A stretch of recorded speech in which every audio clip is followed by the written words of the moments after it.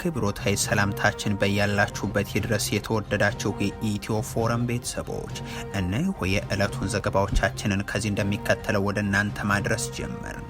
አበይት ነጥቦቹን በቅድሚያ ባንዳው በሀገሪቱ ንብረት ህዝቡን በድሮን የሚጨፈጭፈው አገዛዝ ነው ሲሉ የፋኖ አመራሩ ተናገሩ። በአማራ ክልል ውጊያው ሲቀጥል አመራሩ በፋኖ ኃይሎች መገደላቸውን ብልጽግና አረጋግጧል። የድሮን ድብደባ ሲፈጸም መከላከያው ደግሞ ፋኖ ከመሬት በታች የሰራውን ካምፕ አገኘው ሲል አሳውቋል። በዝርዝር የምንመለከተው ጉዳይ ይሆናል። ለተራቡ ሰዎች እርዳታ መስጠት ህገወጥነት ነው ሲል ብልጽግና ገለጸ። ህወሓት ለፖለቲካ መጠቀሚያና የዓለምን ትኩረት ለመሳብ በማሰብ የሚያደርገው ነው ሲሉም የብልጽግናው ባለስልጣን ተናግሯል። በዝርዝር የሚቀርበው መረጃ ይሆናል። አቶ ሽመልስ አብዲሳ በኤርፖርት ተገኝተው የቀድሞ የክልሉ ፕሬዝዳንትን ተቀብለዋል። ከነ ቤተሰቦቻቸው የቢዝነስ ክላስ በረራ ተዘጋጅቶላቸው ሸራተን እንዲያርፉ የተደረጉት እኒህ የኦሮሚያ ክልል የመጀመሪያ ፕሬዝዳንት የነበሩት አቶ ሐሰን አሊ ጉዞ መነጋገሪያ ሆኗል። ከጉዟቸው ጋር በተገናኘ ከምንጮቻችን የተገኘው መረጃ ወደ እናንተ ይደርሳል። የትግራይ ጊዜያዊ አስተዳደር ለብልጽግናው መግለጫ ምላሽ ሰጥቷል።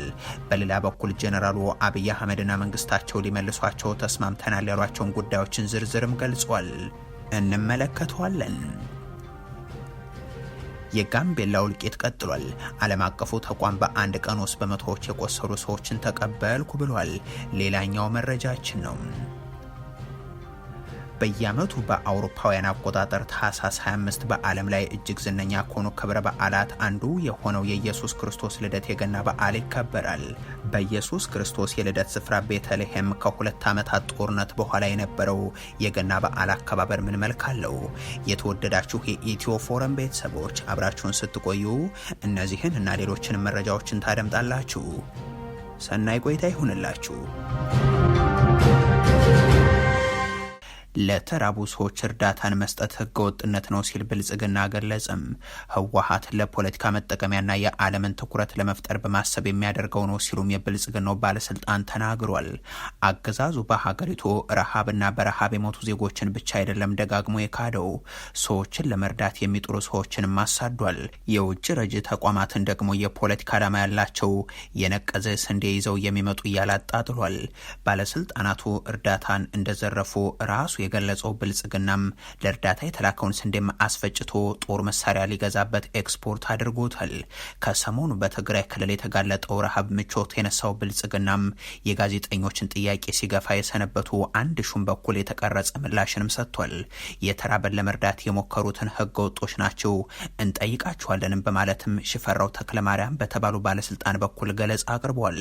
ባፈነገጠ መንገድ በተለያዩ መንገዶች በግል ሴክተር ሊሆን ይችላል፣ በማህበራት ሊሆን ይችላል፣ በግለሰቦች ሊሆን ይችላል፣ በቲክቶክ በዩቲዩብ በምን የሚሄደው አካሄድ ተቀባይነት የለውም ብቻ ሳይሆን ተጠያቂነትን የሚያስከትል ከዛም የሰዎችን ረሃብ መንገርን ፖለቲካዊ አጀንዳ ነው ብሎታል። ለዚህ ተጠያቂ ያደረገው ደግሞ ባለስልጣኑ ትህነግ ያሉትን ህወሓትን ነው።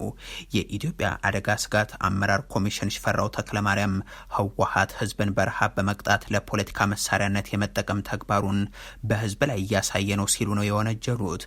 ህወሓት ይህንን ያደረገበት ምክንያትም በትግራይ ክልል በመጠለያ ጣቢያዎች ለሚገኙ ወገኖች የሚቀርብን ሰብአዊ ድጋፍ በመንጠቅ ድራማዊ ፕሮፓጋንዳ ማስተጋባት ስለፈለገ ነው እያሉም ቀጥሏል። ከዛ ውጭ ግን እኛ እርዳታ በአግባቡ እያደረስን ነው ሲሉም ዓለም ያየውን የእርዳታ ጦት ክደዋል።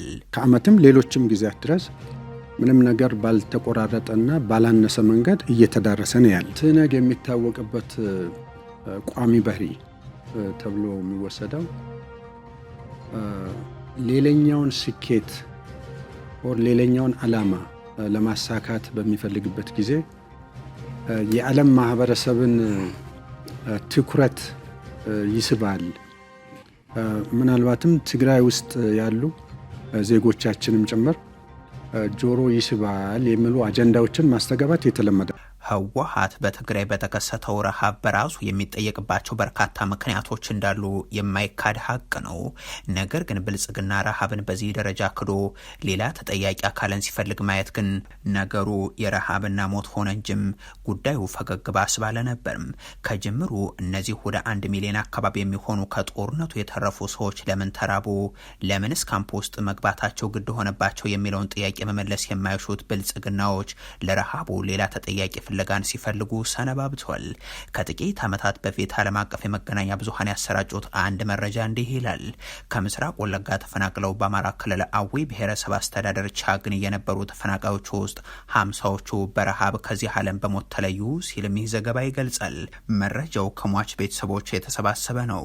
ይህ እንደ ሽፈራው ተክለማርያም ላሉ የሰዎች ሞት ሳይሆን የረሃቡ ዜና በዓለም አቀፉ ማህበረሰብ የሚሆን በሀገሩ ህዝብ ዘንድ መሰማቱ ለሚያስጨንቃቸው የብልጽግናው መንደር ሰዎች የቻግኒው ረሃብም የትነግ ሴራ ነው።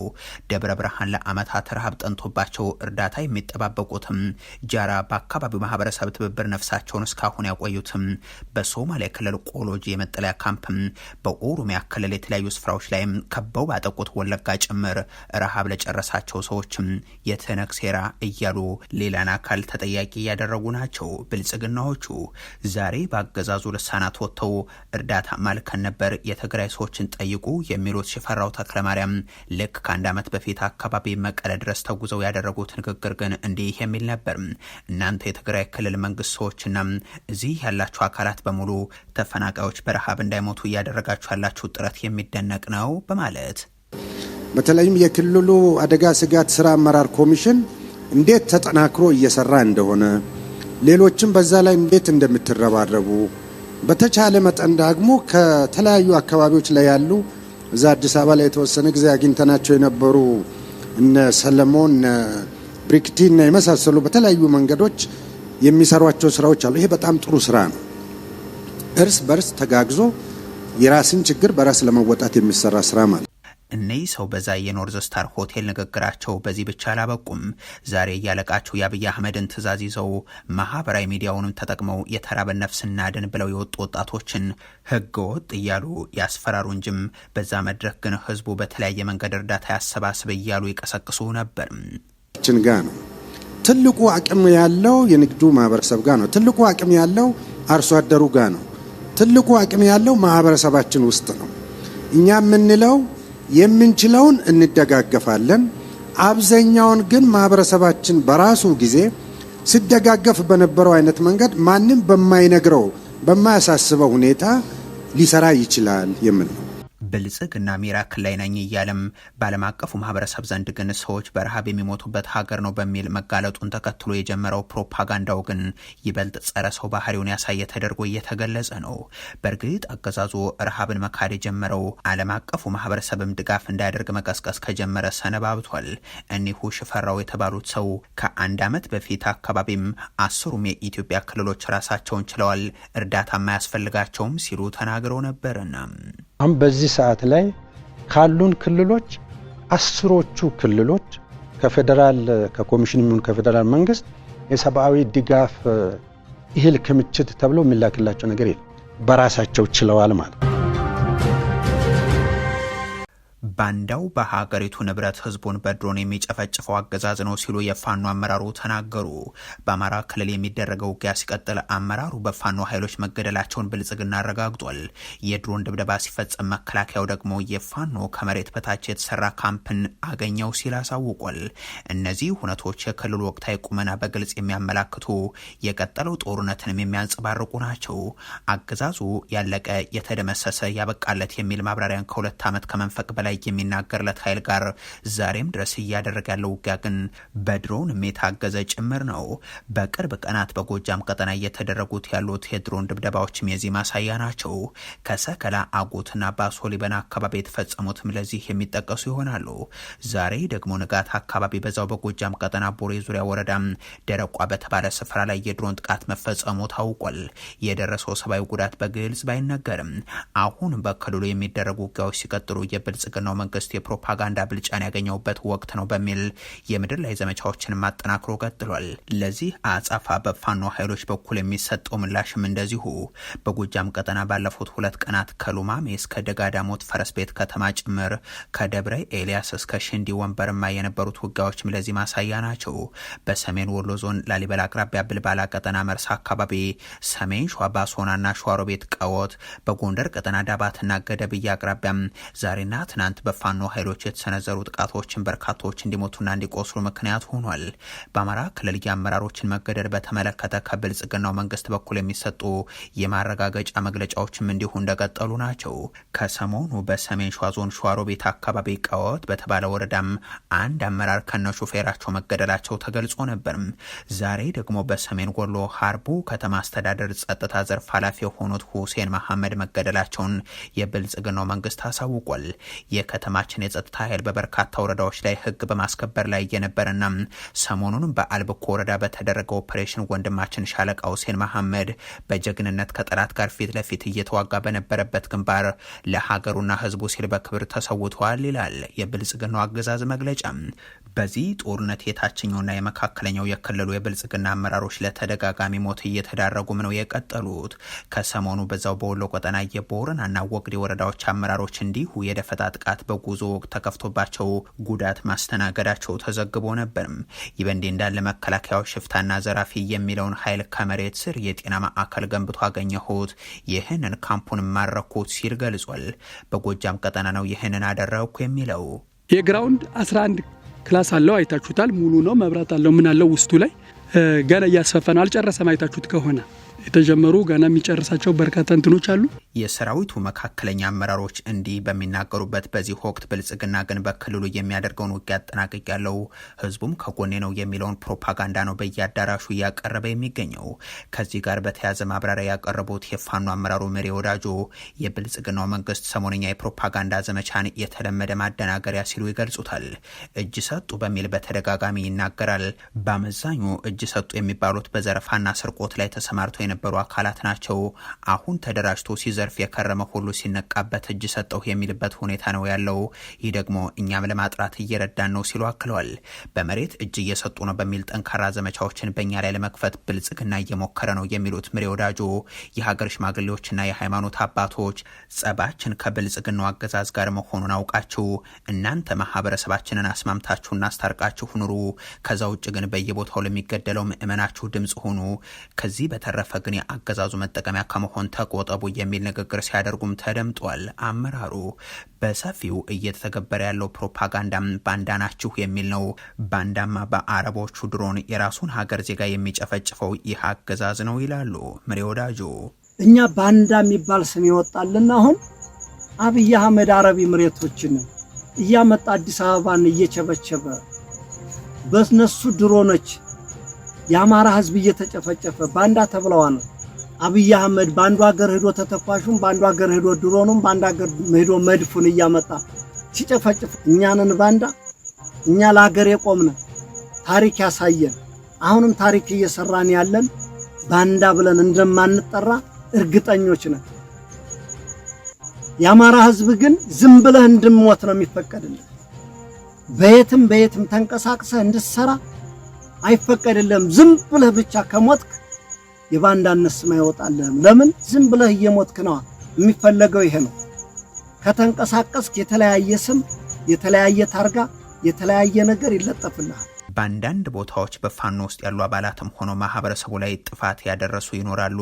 ይህ ትግል በሂደት እየጠራ የሚመጣ ከመሆኑ ጋር በተያያዘ የተከሰተ ነው። የጠፋውን እናርማለን፣ ያጠፋነውን እንክሳለን፣ ይቅርታም እንጠይቃለን የሚሉት አመራሩ፣ ነገር ግን ይህ ትግላችን ያሉት የፋኖን እንቅስቃሴ አሁን የሚከሽፍ ከሆነም አማራ ለ100 ዓመታት ሳይሆን ለ1000 ዘመናትም ቀና እንደማይል ሊታወቅ ይገባል ሲሉም አብራርቷል።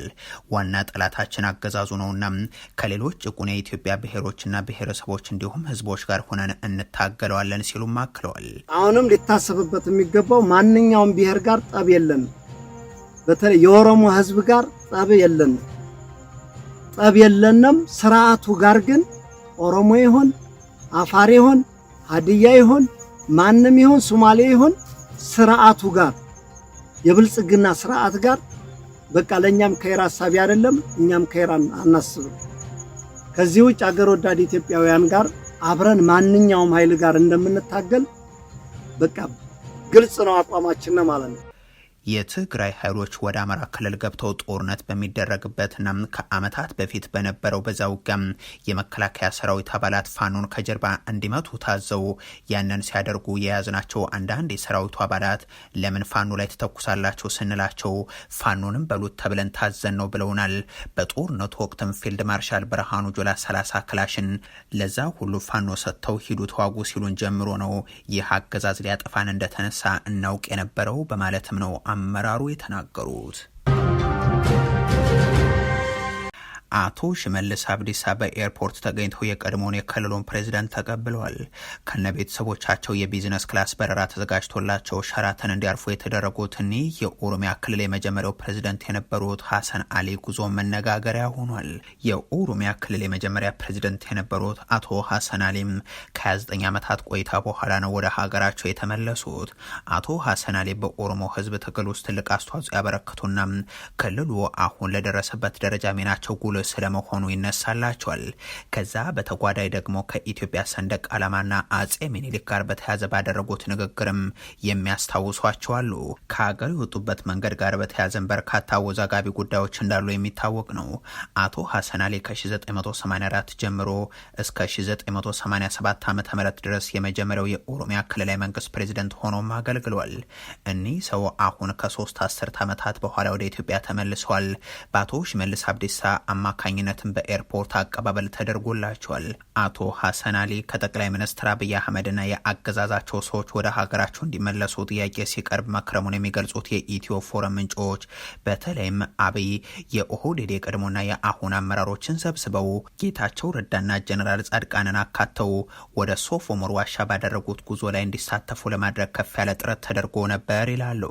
ይሁን እንጂ ሐሰን አሊ በመገናኛ ብዙሃን ወጥቼ እንድናገር አታድርጉኝ፣ ከተናገርኩ ደግሞ የሚሰማኝንና የምታዘበውን እንድናገር ፍቀዱ ላይ ማለታቸውን ተከትሎ እንደዛ ከሆነማ ተውት ተብለው መቆየታቸውን ያክላሉ። እንዲያም ሆኖ አቶ ሐሰን አምባሳደር ሆነው የሚታወቁትና የጤና እክል ያጋጠማቸው ወንድማቸው መሐመድ አሊና ሌሎች ቤተሰቦቻቸውን መጠየቅ መፈለጋቸውን ተከትሎ ከወራት በኋላ በነገሩ ተስማምተው ወደ አዲስ አበባ መጓዛቸውን የቤተሰብ ምንጮች ነግረውናል። የቀድሞ የኦሮሚያ ክልል ርዕሰ መስተዳደር በኦሮሞ ሕዝብ ዘንድ ያላቸው ተቀባይነት ብልጽግናዎች ግፊት እንዲያደርጉ ምክንያት ነው የሚሉ አንድ አስተያየት ሰጭም አገዛዙ በመላ ኢትዮጵያውያን ዘንድ ተቀባይነቱን እያጣ መሄዱን ተከትሎ በኦሮሞ ሕዝብ ውስጥ ለመደበቅ የሚያደርገው የመጨረሻ ጥረቱ አካል ሊያደርጋቸው ጠርቷቸዋል ሲሉም አብራርተዋል። ለዚህም ይመስላል ከብዙ የአብይ አህመድ ሽምግልና በኋላም ሐሰን አሊም ቤተሰቦቻቸውን ለመጠየቅ ጭምር ባላቸው ፍላጎት ሳቢያም ወደ አዲስ አበባ ያቀኑ ሲሉም ነው የገለጹት። አቶ ሐሰን አሊ $5,000 በላይ ተከፍሎላቸው ልጆቻቸውና ባለቤታቸውንም ይዘው ቢዝነስ ክላስ የአውሮፕላን ትኬት በረራም ተቆርጦላቸው መጓዛቸውን የሚገልጹ አንድ የቤተ መንግስቱ ምንጭ አዲስ አበባ ሲደርሱም ሸራተን እንዲያርፉ አድርገናል ይላሉ። ቤተሰቦቻቸው ከሳምንታት በኋላ ወደ አሜሪካ እንደሚመለሱ ነው የሚጠበቀው። የቀድሞው ፕሬዝደንት ግን እንደሚቆዩ እንጠብቃለን ያሉ አንድ የኦሮሚያ ክልል ከፍተኛ አመራር ደግሞ ሐሰን አሊ አሁን ተፈለጉ ያሉባቸውን ምክንያቶችን ያስረዳሉ። እና አባዱላ ገመዳን ጨምሮ የኦህዴድ ሰዎችን በፈረቃ እያስወጡ የኦህዴድ ብልጽግና ተቀባይነት እንዲያገኝ የተደረገው ጥረት እምብዛም ተቀባይነት አላገኘም። ከ5 የቀድሞ የኦሮሚያ ፕሬዝዳንቶች ሐሰን አሊ ተጽዕኖ ይፈጥራል በሚልም በተለይም በሐረርጌ ቀጠና ብልጽግናው ተቀባይነት እንዲያገኝ ለማድረግ የሚደረገው ጥረትን ያገዛሉ በሚል ተጠርተዋል ሲሉም ነግረውናል።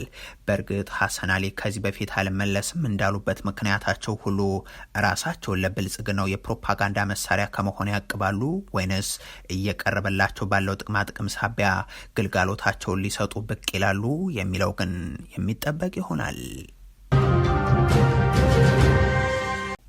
የትግራይ ጊዜያዊ አስተዳደር ለብልጽግናው መግለጫ ምላሽ ሰጥቷል።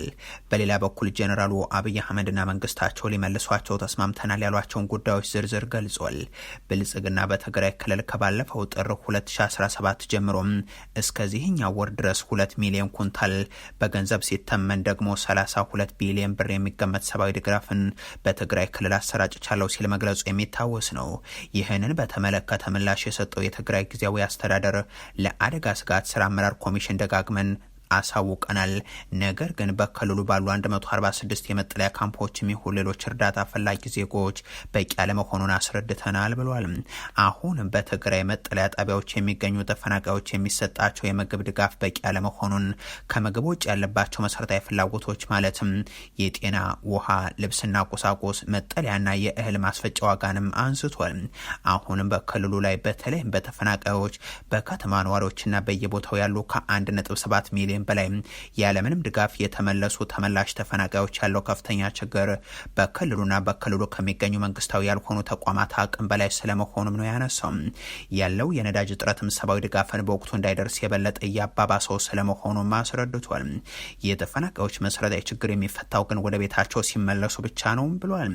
ከሰሞኑ ጀነራል ታደሰ ወረደ በአዲስ አበባ ተገኝተው ከጠቅላይ ሚኒስትር አብይ አህመድና ከሌሎችም የብልጽግናው ተቋማት ጋር ውይይት ማድረጋቸውና ከመግባባት ላይ መድረሳቸውን አሳውቀው ነበር። ከነዚህ መካከል በክልሉና በፌደራል መንግስት መካከል ከአቅም በላይ በሆነ የሰራተኞች ቅጥር ምክንያት ሳይለቀቅ የቆየው የመንግስት ሰራተኞች የደሞዝ ጭማሪ በጀት እንዲለቀቅ ተስማምተናል ብለዋል። ለመቀለ ከተማና አካባቢዋ በቂ የንጹህ የመጠጥ ውሃ አቅርቦትን ለማድረስ የነዋሪዎችን ችግር ይፈታል ተብሎ የሚጠበቀው የሰገን ወንዝ የውሃ ፕሮጀክት ግንባታን በሚመለከትም አስፈላጊ የግንባታ እቃዎች ተሟልተውለት እንዲቀጥል ተወስኗል ሲሉ አስከትሏል። ለክልሉ ጎረሃዊ የነዳጅ ፍጆታ የሚበቃ ነዳጅ ሳይቋረጥ እንዲገባ ውይይት ተደርጎበታል፣ መፍትሄም ተቀምጦለታል የሚለውንም እንደዚሁ። ተፈናቃዮችን የመመለስና ግዛታዊ አንድነትን የማረጋገጥ ጉዳይም ቀጣይነት ባለው ውይይትና የፊት ለፊት ግንኙነት መፍትሄ እየተበጀለት እንዲሄድ መግባባት ተደርሶበታል ሲሉም አስቀምጧል። ይህ ጉዳይ ወደ ጦርነት የሚወስደን ነው፣ በዚህ ዓመት መጠናቀቅ አለበት ማለታቸውንም ልብ ይሏል። የጋምቤላ እልቂት ቀጥሏል። ዓለም አቀፉ ተቋም በአንድ ቀን ውስጥ ብቻ በመቶዎች የቆሰሉ ሰዎችን ተቀብያለሁ ብሏል። በጋምቤላ ክልል በአንድ ቀን ውስጥ ብቻ ቢያንስ 47 ሰዎች መገደላቸው የተገለጸ ሲሆን የድንበር የለሽ ሐኪሞች ቡድን ከ100 በላይ የጦር መሳሪያ የቆሰሉ ሰዎችን እያከመ እንደሚገኝም ይፋ አድርጓል። ትናንት በክልሉ ኢታንግ ልዩ ወረዳም ታርፓምኖስ ከተማ በተፈጸመ ጥቃትም እስከ 50 የሚደርሱ ሰዎች መገደላቸውን አንድ የአካባቢው ነዋሪ ተናግሯል። ስማቸው እንዳይጠቀስ የፈለጉ የጤና ባለሙያ እንደሚገልጹት ከሆነም ይህ ቁጥር በመጀመሪያ ደረጃ መረጃ ላይ የተመሰረተ መሆኑን በመጥቀስ የሟቾች ቁጥር በእጅጉ ሊያሻቅብ የሚችል ብለውታል። በሰማሁት መረጃ መሰረት 47 ሰዎች ተገድሏል የሚሉት ምንጩ በቤታቸው ውስጥ እንዳሉ የተቃጠሉ አንዳንድ ሰለባዎች እስካሁን በሟቾች ቁጥር ውስጥ ሳይካተቱ የቀሩ ናቸው ብለዋል። አክለውም ነዋሪዎች አሁን ሟቾችን እየቀበሩ ነው ሲሉ ገልጸዋል። በቀጠለው የጸጥታ ችግርና መንገዶች በመዘጋታቸው ምክንያት በርካታ ቁስለኞች ጋምቤላ ከተማ በሚገኙ የሕክምና ተቋማት መድረስ አልቻሉም የሚሉት ግለሰቡ ወደ ጋምቤላ የሚመጡት ምንም መንገድ የለም፣ መንገዱ አሁንም እንደተዘጋ ነው ሲሉም ነው የተናገሩት። በተጨማሪም አንዳንድ ተጎጆች ጥቃቱ ከተፈጸመበት ቦታ 1 ኪሎ ሜትር ያክል ርቀት ወደሚገኝ የስደተኞች መጠለያ ውስጥ ወደሚገኘው ዓለም አቀፍ የድንበር የለሽ ሐኪሞች ቡድን የኩል የሕክምና ማዕከል መወሰዳቸውን የተናገሩት። ድንበር የለሽ ሐኪሞች ቡድን በኩል በትናንትናው በኩል በወጣው መግለጫ በጋምቤላ ክልል ያለው ግጭት ከትናንት ማለዳ ጀምሮ መጠናከሩንና ተቋሙ በአንድ ቀን ውስጥ ብቻ ከ100 በላይ በጦር መሳሪያ የቆሰሉ ሰዎችን መቀበሉን ይፋ አድርጓል። ግጭቱ የሚቀጥል ከሆነ በሚቀጥሉት ቀናት ተጨማሪ ተጎጂዎች ሊመጡ እንደሚችልም አስጠንቅቋል። በመጀመሪያዎቹ 48 ሰዓታት ውስጥ 19 በጽኑ የቆሰሉትን ጨምሮም ወደ 50 የሚጠጉ ሰዎች ሕክምና መስጠቱን ጠቅሶ ባለፉት 7 ቀናት ውስጥ ደግሞ በመቶዎች የሚቆጠሩ የቆሰሉ ታካሚዎች ወደ ጣቢያው እንደደረሱም ነው ይፋ ያደረገው። በየዓመቱ በአውሮፓውያን አቆጣጠር ታህሳስ 25 በዓለም ላይ እጅግ ዝነኛ ከሆኑ ክብረ በዓላት አንዱ የሆነው የኢየሱስ ክርስቶስ የልደት በዓል ይከበራል። ቤተልሔምም ከ2 ዓመታት በኋላም የመጀመሪያውን የገና በዓልን አክብራለች። ከ2 ዓመታት በኋላ ለመጀመሪያ ጊዜ በዌስት ባንክ የምትገኘው ቤተልሔም ትልቅ ህዝባዊ የገና በዓል ስነ ስርዓት ተካሂዶባታል። እንደ አውሮፓውያን የዘመን ቀመር በጥቅምት 2023 የእስራኤልና ሐማስ ጦርነት ከጀመረበት ጊዜ አንስቶ በዓሉ አከባበሩ ተሰርዞ ነው የቆየው። በታህሳስ 24 በመቶዎች የሚቆጠሩ ክርስቲያኖች የኢየሱስ የትውልድ ቦታ በሆነችው በታሪካዊቷ ከተማ ቤተልሔም ተገኝቷል።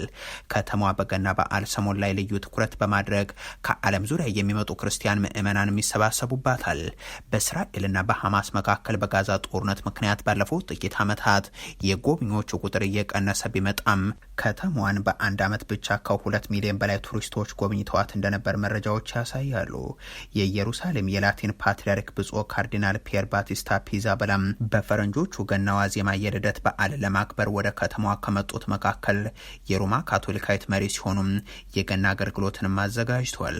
ፒዛበላ ለጋዜጠኞች እንደተናገሩት በዚህ ዓመት የገና በዓል በብርሃን የተሞላ ነው። ከ2 ዓመት ጨለማ በኋላ የሚያስፈልገን ይህ ስለሆነ ብርሃንን አይተናል ብለዋል። በመሬት ላይ አሁንም ችግሮች መኖራቸውን አንስተው ነገር ግን አዲስ ምዕራፍ ለመመልከት ጊዜው አሁን ስለመሆኑም ጠቅሷል።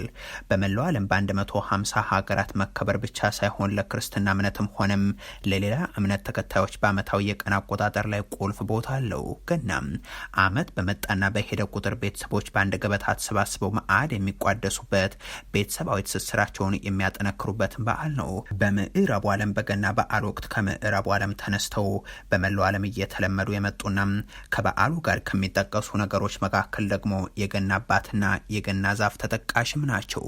በኢትዮጵያ የገና በዓል ከፈረንጆቹ ገና ቢያንስ በአንድ ሳምንት ዘግይቶ የሚከበር ነው።